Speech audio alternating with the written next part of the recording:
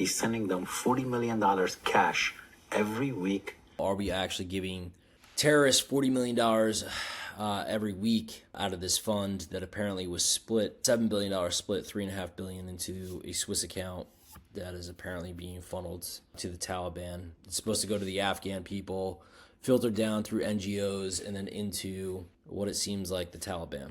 So there are a lot of funny memes on this. You know, I went to Twitter or X as soon as I started thinking about this. So this is where this kind of started, at least from my understanding. I mean, maybe it was before there, somebody had posted this out there, but, you know, I think this is where I first heard about it. And then, you know, Sean Ryan actually taking some action to do it. And then, of course, this letter coming from a member of Congress from Tennessee, you know, who kind of wrote this to the president saying, hey, we need to address this situation. We've lost a great deal of money. I can't believe, you know, it kind of took us this long to get onto this. I'd like to know how long we've been doing this for. And this video kind of sums a little bit of that up, I believe. It's a very complex system.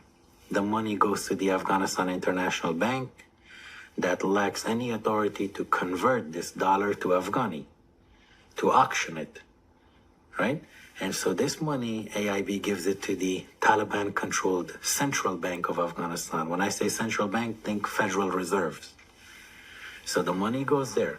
Now, who is in charge of Afghanistan's central bank right now? Nur Ahmad Agha, sanctioned terrorist, sanctioned by the United States for financing IED attacks against our soldiers that killed American soldiers.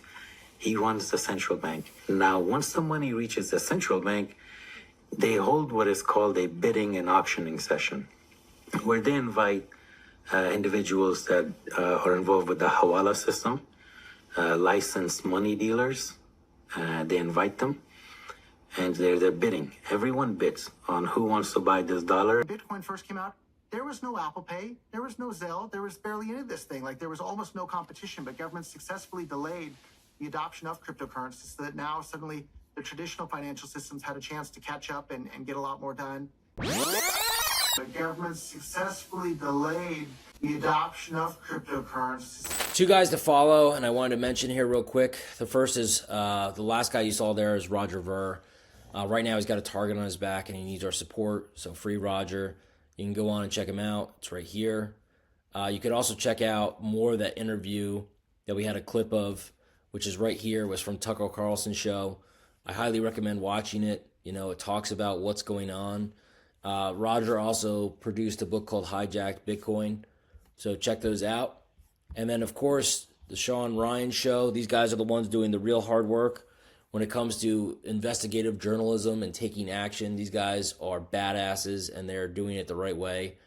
I wish more and more influencers, like I aspire to be doing more and more of this work, what they're doing. And yeah, definitely go check it out. I mean, you could just see the updates that come through, the follow-ups. I mean, they're doing the work, they're taking action, and they're making change for the better.